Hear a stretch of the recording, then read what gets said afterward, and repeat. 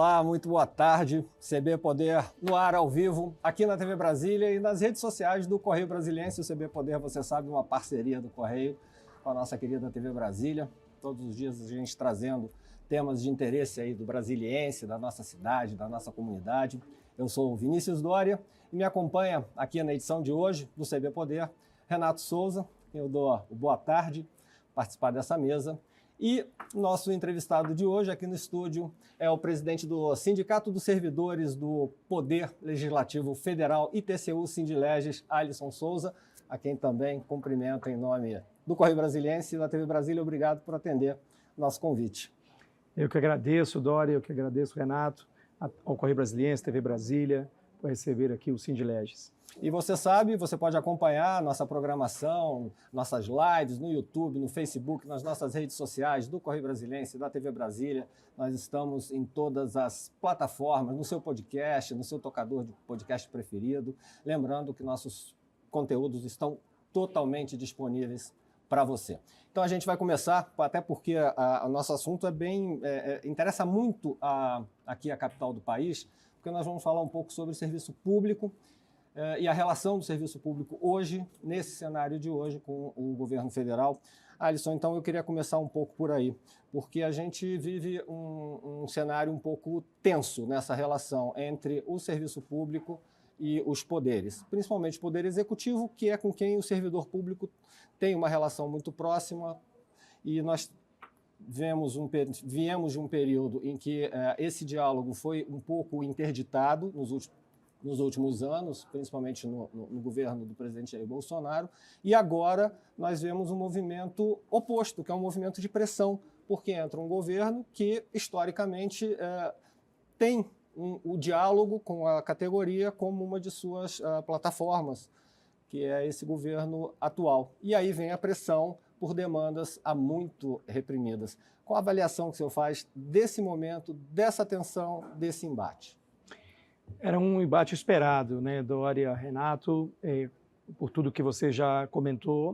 Nós ficamos muitos anos com demandas represadas, um governo em que, ao menos em relação ao poder, ao nível federal, nós não tínhamos nenhum diálogo possível, né? Não havia mesa de negociação, não havia mesas onde se pudesse conversar, dialogar, e, naturalmente, isso represou um conjunto de demandas, sobretudo demandas remuneratórias dos servidores, mas não só remuneratórias. Houve muito apontamento de assédio no governo anterior, assédio institucional aos servidores, né? São situações que a gente viveu muito difíceis, sobretudo porque vivemos uma pandemia, né? Tivemos no governo passado 2 anos de uma intensa pandemia que ceifou a vida de milhares, dezenas, centenas de milhares de brasileiros, infelizmente.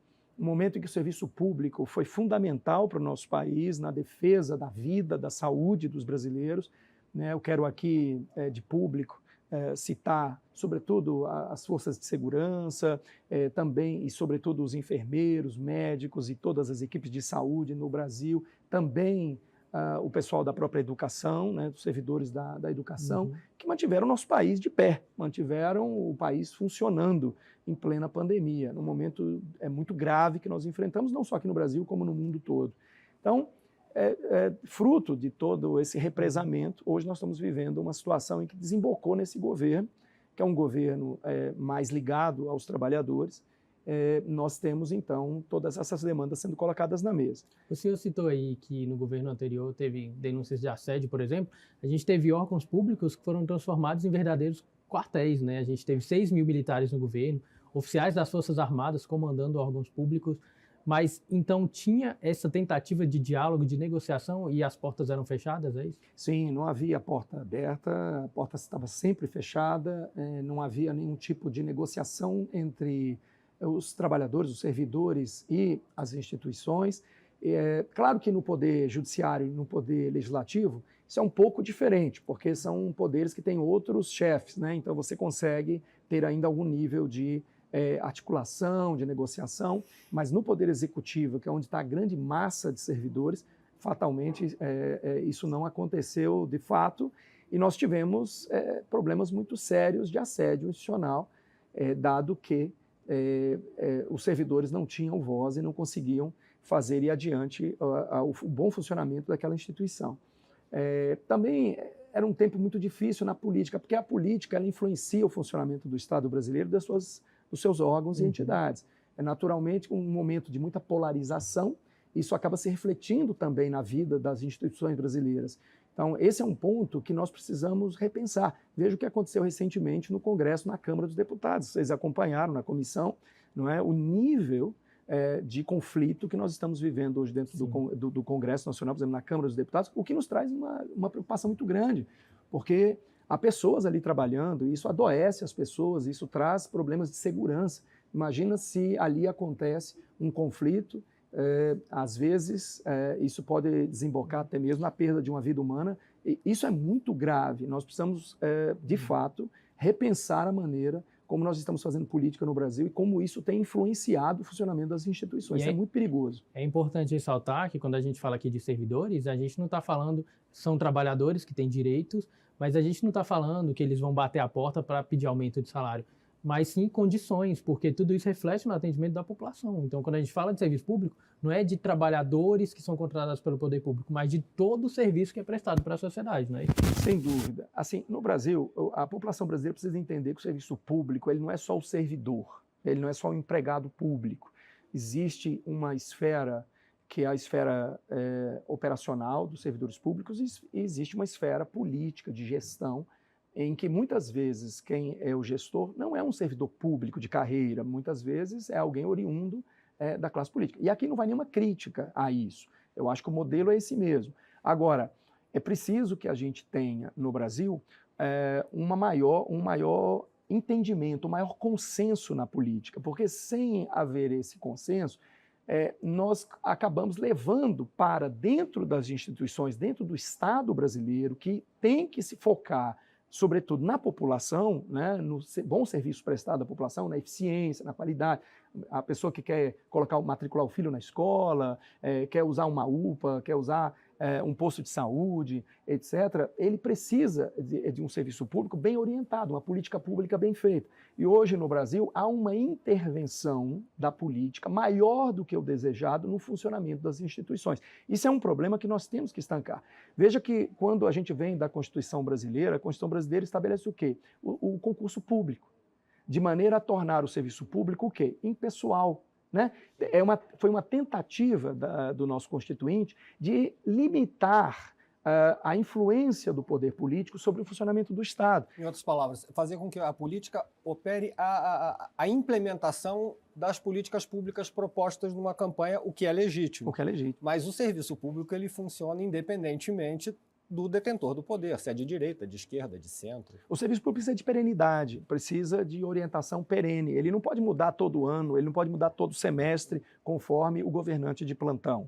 Né? A política ela tem uma natureza de disputa, é natural da política isso. Há uma disputa, a gente acompanha isso nas redes sociais, a gente vê né, o discurso aqui, o discurso ali, há ideologias, há entendimento sobre qual deve ser a política econômica. Agora temos vivido no Brasil nos últimos anos toda uma discussão em relação mesmo às questões morais, a pauta famosa pauta moral, né, como funciona isso. Então, é da natureza da política o debate, a discussão, e isso gera, obviamente, conflitos. Mas nós temos que saber limitar essa disputa para que ela não contamine o funcionamento do Estado brasileiro e dos órgãos, que é onde nós, servidores, estamos. Mas nós vivemos um momento bastante tenso nessa relação, até por força da própria situação fiscal do país. O governo hoje ele vive um problema fiscal muito sério, está tentando arrumar dinheiro, vem uma reforma tributária, tenta adequar as políticas públicas né, que foram prometidas com os poucos recursos, e tem um Congresso muito inamistoso, é um Congresso que não colabora com o Executivo, ao contrário, ele tem uma postura de embate com o Executivo, e você cria conflitos que se refletem, por exemplo, na greve dos servidores das universidades. As universidades estão paralisadas até agora, o governo tenta dialogar, mas é o outro lado da medalha, agora é a hora da pressão. Só que o momento é muito difícil, quer dizer, cobertor curto, né? É muito difícil você contemplar todos esses interesses e todas essas demandas. Como é que resolve isso agora? Assim, nesse governo, a gente viu com muito bons olhos a criação do MGI, né, Ministério da Gestão e Inovação, muito bem comandado pela ministra Esther Dweck e sua equipe, que tem conseguido abrir mesas de negociação, tomou essa iniciativa que é louvável, porque ela justamente é a porta de diálogo que nós não tínhamos no governo anterior. Então, isso é muito positivo, as categorias têm conseguido ir até o governo levar suas demandas. É natural que existam ruídos, né, nesse processo, exatamente em face do cobertor curto, o governo sabe de suas limitações, tem sido muito cobrado pela questão do déficit zero, nós estamos em plena discussão de uma reforma tributária, quer dizer, são tantos debates em discussão no Brasil para tentar remodelar, né, o nosso país, o funcionamento da nossa economia, o funcionamento do nosso orçamento. Há discussões muito grandes no Ministério do Planejamento sobre refazer o planejamento no Brasil. Você tem gastos que vêm se perenizando ao longo do tempo e não se rediscute a política pública no Brasil e, ao mesmo tempo, se quer novas políticas públicas que vão se somando às anteriores e isso vira uma bola de neve. Então, quer dizer, é preciso repensar o Brasil. No meio de todo esse processo, existe o servidor público, que também está com as suas demandas represadas e precisa, naturalmente, de um espaço de diálogo. E ficamos aí 4, 5 anos, algumas carreiras até mais, sem nenhum reajuste inflacionário. Nesse período tivemos perdas aí de mais de 40% do salário. Quer dizer, é preciso abrir mesmo negociação. Então o governo abriu, mas encontra dificuldade natural com a questão orçamentária. E aí entra o Congresso, né? Que nos últimos anos nós experimentamos no Brasil um maior poder concedido ao Congresso. O Congresso passou a ter uma maior voz. Antigamente o Congresso era muito aquela coisa fisiológica, né? O governo mandava, o Congresso carimbava. O Congresso carimbava, ficava contente ali. Tá. Hoje o Congresso não é mais assim. O Congresso quer participar das escolhas e eu acho isso positivo para o país, né? Na medida em que também se compartilhem as responsabilidades. Eu acho que ainda hoje há uma responsabilidade muito grande para o Poder Executivo em detrimento do Congresso. O Congresso ainda está um pouco blindado das escolhas que faz, eu acho que acaba o ônus ficando apenas com o Poder Executivo. Então é preciso realmente que haja um maior equilíbrio. Mas eu acho que isso naturalmente com o tempo haverá e o Congresso vem buscando esse protagonismo, o que é positivo. A gente vai dar uma pequena pausa na nossa conversa aqui. A gente está recebendo o Alisson Souza, o presidente do Sindileges, mas o CB Poder volta daqui a pouquinho, porque tem muito mais para a gente falar. Vamos falar de concurso, vamos falar ainda dessa relação política, vamos falar de tecnologia, inteligência artificial. Daqui a pouco a gente volta. Tchau.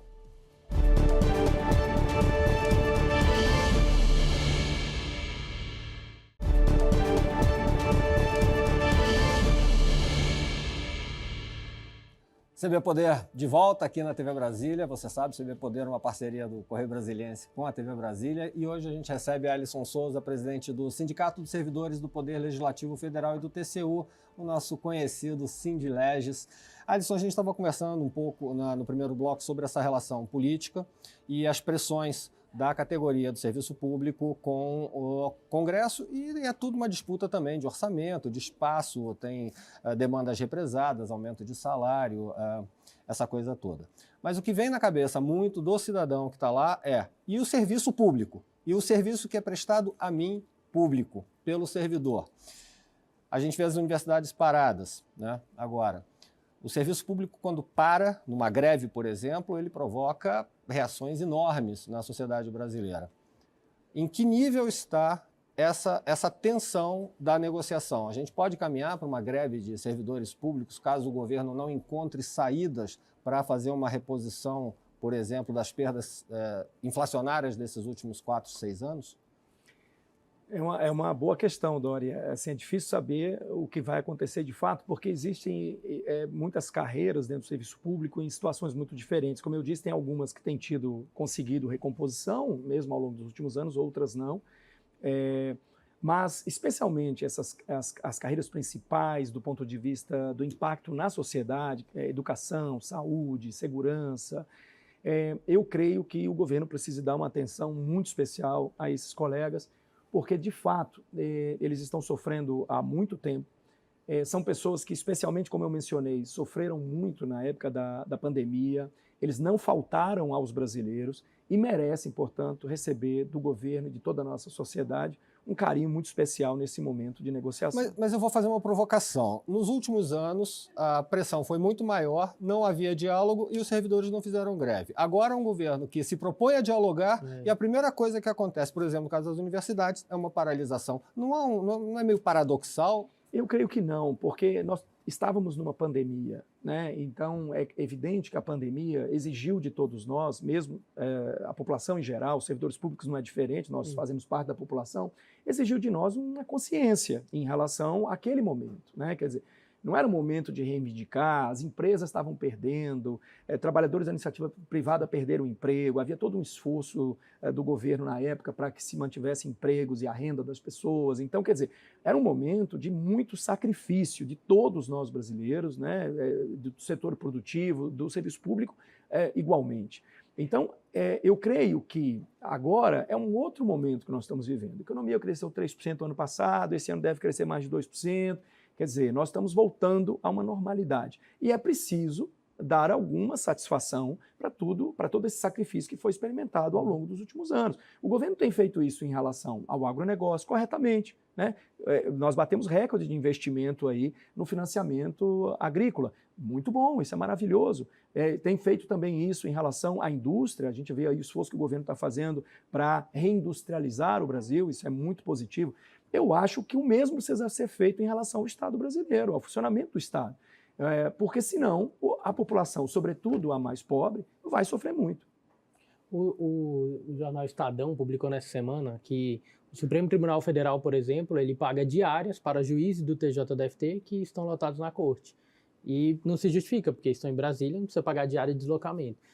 Existe também uma atenção para fazer esse controle, para evitar esse tipo de abuso, até mesmo para a gente economizar, para inclusive as categorias ganharem mais, terem mais benefícios com essa economia? Isso vale para o Congresso também, que Sim. também tem suas diárias boas, também tem seus benefícios que a maioria do serviço público não tem. Sim, no Poder Judiciário e no Poder Legislativo, e algumas carreiras do Poder Executivo, você tem um nível salarial maior, né? Aqui em Brasília, a gente experimenta muito isso, mesmo nos governos estaduais, como aqui, por exemplo, o DF, você tem ótimas remunerações para algumas categorias. Mas isso não é a realidade da grande maioria dos servidores públicos. Isso, nós estamos falando aqui, talvez de 5% dos servidores públicos de todo o Brasil tem um nível salarial acima ali de R$10 mil, ou coisa do gênero.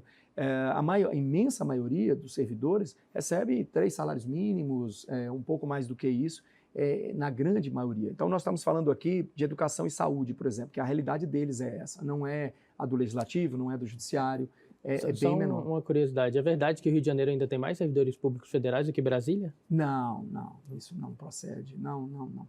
Porque como ela era a capital antes, né, tinha uma grande massa de... Não, o Brasília, com certeza, todos tem os tribunais mais, né? superiores estão aqui, o Poder Legislativo está aqui. É porque eu vi um dado que lá teria... que ficam circulando? Então. Não, mas é porque eu vi um tá dado mesmo que lá teria 500 mil servidores públicos. E Brasília, pouco mais de 300 mil. A maior parte dos servidores públicos, na verdade, 60% dos servidores públicos brasileiros são municipais. Você tem 32% mais ou menos de servidores estaduais e 8% de servidores federais. Então, não acredito que em relação aos servidores públicos federais haja um maior número no Rio de Janeiro. Isso certamente não corresponde então, à verdade. Então, aquela crítica também que Brasília, a nata do serviço público, não pode ser considerada verdadeira, porque a maioria não estão aqui, né? Estão nos municípios. Em termos numéricos, não. Em termos numéricos, a imensa maioria estão nos municípios. Hoje, nós temos menos servidores públicos que nós tínhamos no governo Collor, por exemplo, né, em atividade. Hoje, há você tem 30 menos servidores anos, públicos, proporcionalmente à população, do que nós tínhamos há muitos anos atrás. Então, aliás, esse é um mito que nós temos no Brasil, do Estado inchado, né? Isso não é verdade, isso não é real, não corresponde à realidade. O Brasil possui mais ou menos 12% da sua força de trabalho formal de servidor público, juntando as 3 esferas de poder. Em países da OCDE, essa média é de 20%. Em alguns países é 30%. Mas nós temos um problema também agora no serviço público, que é o envelhecimento do servidor. Quer dizer, os servidores estão ficando velhos, assim como a sociedade brasileira. Da população brasileira. Nós invertemos a pirâmide etária, né? A gente tinha uma base muito jovem, agora não. Agora nós temos um balão em que as pessoas de meia idade estão formando o grosso da população, e imagino que isso também se reflita no serviço público e que causa também um outro problema, que é a aposentadoria desses servidores. e nós vivemos esses últimos anos sem uma recomposição. Vamos ter concurso? Vamos falar aqui. O brasileiro adora saber se vai ter concurso ou se não vai ter concurso. Qual é a situação hoje? Dora e Renato, tem que ter concurso. Essa é uma coisa que a gente tem feito uma defesa muito veemente em relação a isso. O Senado Federal, por exemplo, chegou a ter menos de 50% dos cargos efetivos preenchidos, cargos por concurso público. A Câmara dos Deputados agora fez um concurso, acabou de chamar o pessoal, mas ficou 10 anos sem concurso público, né? E nós vamos perder na Câmara dos Deputados, por exemplo, nos próximos 5 anos, mais de 800 servidores que terão condições de aposentadoria. Se isso acontecer, nós vamos ter um número maior percentualmente de vagas vazias do que preenchidas em concurso público. Mas aí não pode acontecer o que acontece, por exemplo, na educação, em que você tem mais servidores, professores temporários do que professores efetivos? E esse é o grande problema. problema. Quando você não tem concurso, você vai ter que recompor de alguma outra forma. Aí vem a nomeação, vem a canetada. Esse é o grande problema, né? Veja, o Sindilege, nós também representamos servidores comissionados, nós entendemos que esses servidores merecem também receber toda a nossa atenção, são os servidores mais precarizados que nós temos no país, o trabalhador mais precarizado. Direito, né? Porque o trabalhador de iniciativa privada, quando ele perde o emprego, ele tem seguro-desemprego, FGTS, não é isso? O servidor público concursado tem estabilidade, o servidor comissionado não tem nada disso. Às vezes trabalha 20, 30 anos dentro de um órgão, é mandado embora e sai sem absolutamente nada. Ele não tem nenhuma reserva. E ele tem família, tem que pagar o boleto, tem que pagar as contas, tem que pagar, né? Às vezes está num tratamento de saúde, então ele precisa ser protegido. No entanto, nós precisamos entender que há, e a Constituição fez isso, uma repartição de atribuições. O servidor comissionado tem o espaço dele, de assessoramento às autoridades, de assessoramento, né? Até porque isso exige, obviamente, às vezes uma relação de confiança que já vem de muitos anos, a pessoa tem que ter isso. Existem trabalhos também que são trabalhos mais de político, na base política, por exemplo, estou falando de um parlamentar, ele tem necessidade de estar no Estado, de ter pessoas lá que o atendam em relação ao conjunto de interesses que ele representa. Agora, quando você pensa na instituição, e aí aqui eu estou falando Câmara, Senado e TCU, por exemplo, você precisa de servidor concursado. O trabalho técnico, o trabalho perene, a cultura organizacional, ela depende disso para o bom funcionamento daquela instituição. E até para não acontecer aquilo que no início eu falei aqui, que é uma excessiva ingerência política sobre o funcionamento do órgão. Você imagina lá, você tem que dar uma manifestação sobre um projeto de lei. Imagina se o seu emprego depende do parlamentar de plantão e dentro do Congresso nós temos parlamentares com várias ideologias. A quem eu vou atender? Sim. Então é preciso que o servidor tenha uma estabilidade e ele precisa de uma impessoalidade para que ele exerça bem o seu papel. Eu vou levantar uma bola para o Renato, que é um tema que o Renato gosta muito, que é a questão da tecnologia. Aliás, nós não temos. Tecnologia vai ajudar a melhorar esse serviço? Temos 30 segundos para encerrar. Sem dúvida, isso já tem acontecido no Estado brasileiro, o Poder Executivo tem feito isso, o gov.br está aí, toda uma realidade. O TCU, posso dizer, saiu da vanguarda da retaguarda para a vanguarda. O Congresso brasileiro foi o primeiro do mundo a fazer sessões remotas em plena pandemia, isso graças à tecnologia. Alisson, eu agradeço muito essa presença aqui no CB Poder. Renato, sinto muito, o tempo voou, a gente nem falou muito de tecnologia, mas tem inteligência artificial, tem uma opção de coisa acontecendo, é bom acompanhar aqui no Correio. A gente ainda vai trazer esse debate aqui no CB Poder. Vai dar bom. Alisson, muito obrigado. Obrigado a você que nos acompanhou aqui no CB Poder, Renato, e a gente volta amanhã. Tchau.